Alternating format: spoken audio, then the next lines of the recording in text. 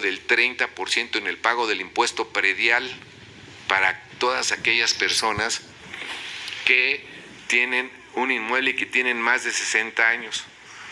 Simplemente van al inicio del ejercicio fiscal, presentan su identificación, verifican que ustedes sean los propietarios y les aplican automáticamente un 30% de descuento en el pago de su impuesto predial. Bueno, pues eso es similar a las defensorías de oficio que llevan algunas instituciones como el Poder Judicial, el Tribunal Superior de Justicia, la Universidad Nacional Autónoma de México, en la Facultad de Derecho, algunos colegios o barras de abogados también tienen este servicio, pues este servicio también lo tenemos los notarios, ¿sí?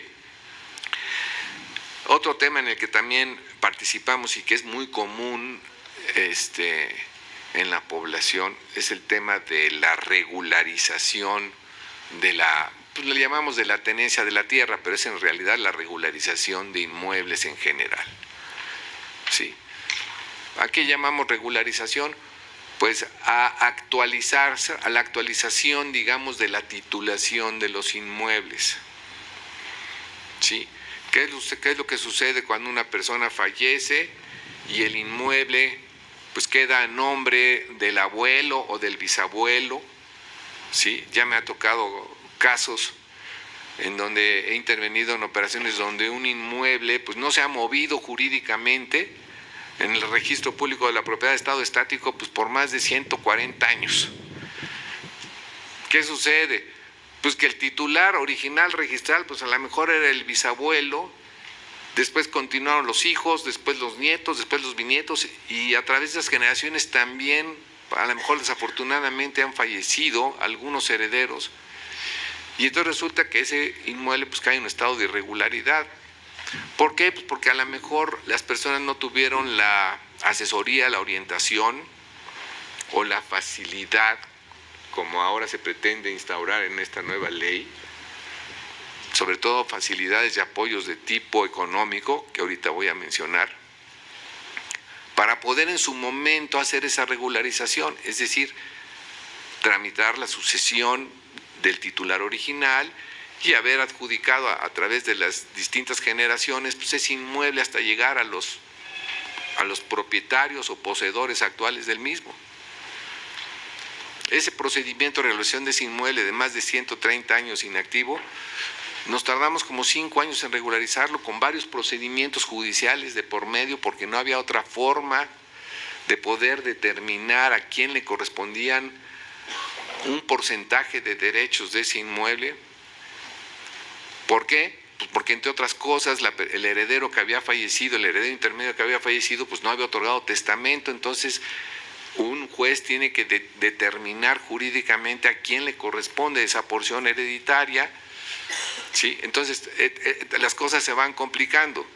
Por eso es muy importante este tema de la previsión, de que traten de poner sus documentos en orden, sus documentos patrimoniales en orden, sus instrucciones en orden.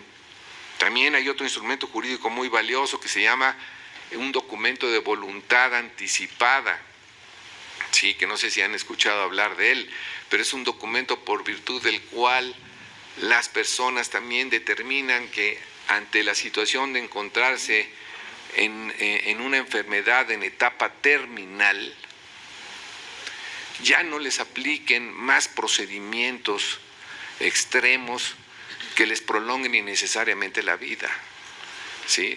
Este también es un instrumento importante en el que hemos intervenido últimamente los notarios, el documento de voluntad anticipada.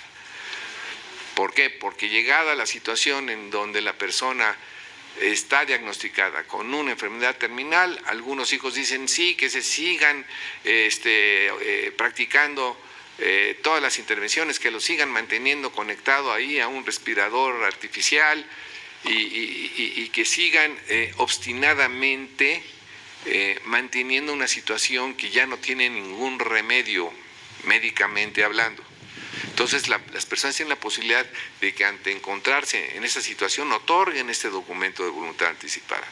También como en el mes del testamento tenemos un mes de la voluntad anticipada, en donde los colegios de notarios procuramos que las gentes se acerquen a conocer este instrumento, a conocer los efectos jurídicos de este instrumento y a enterarse de que es un medio correcto también para evitar conflictos entre los parientes.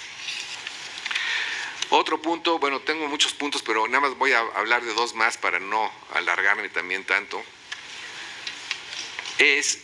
y este sí es muy importante en relación con esta iniciativa de esta ley, es que precisamente el problema de la irregularidad de los inmuebles muchas veces proviene de los costos que implica regularizar un inmueble, sobre todo los costos fiscales. ¿Por qué? Porque adjudicar un inmueble por herencia a un heredero o un legatario, pues implica pagar muchos gastos, implica pagar el costo, en algunos casos un avalúo, el costo de impuestos locales que gravan la transmisión de la propiedad de inmuebles, derechos de inscripción en el registro, derechos por la obtención, pues a veces de 6 o 7 documentos previos que se requieren para formalizar un acto. Y luego, a lo mejor la parte más modesta es los gastos y honorarios de la notaría, pero sumando todo eso luego implican cantidades que las personas a veces no están en posibilidad de cubrir.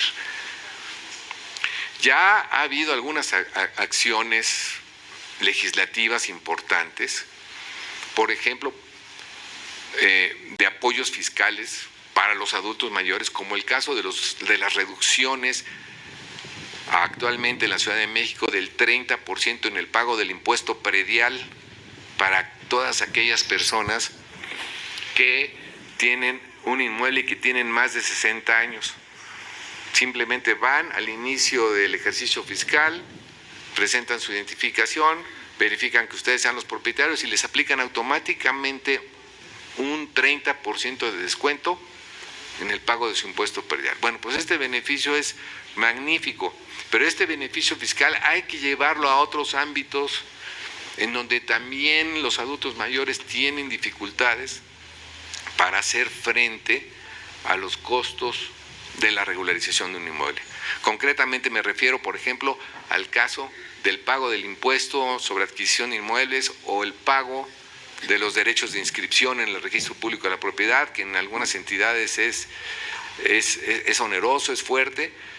Entonces es importante también en pensar en estos apoyos económicos para que la sociedad y los adultos mayores, pues que ya están a lo mejor en una etapa que no pueden generar los ingresos suficientes para hacer frente a esos gastos, pues puedan ser beneficiados, incluso en algunos casos hasta con un subsidio total para la regularización de estos inmuebles. Ahorita mencioné el caso del impuesto predial porque ese es muy conocido, pero hay otras contribuciones relacionadas con el patrimonio de las personas que pueden ser revisadas, particularmente para el caso de los adultos mayores.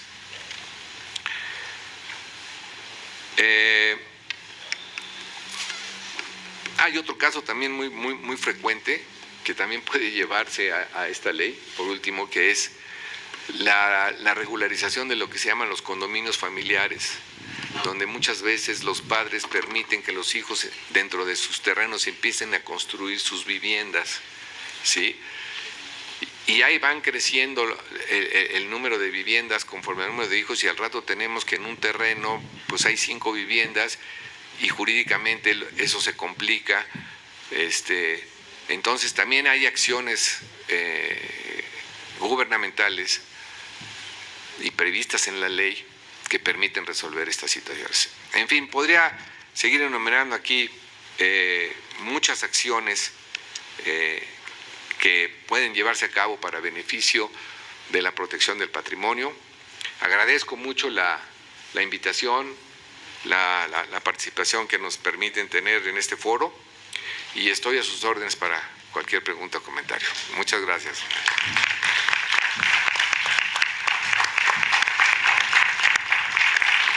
Muchas gracias por su exposición, licenciado Sobrino Franco. Queremos agradecer la presencia en este foro del licenciado Antonio Cortés Colofón, integrante del Colegio de Notarios. Sea usted bienvenido.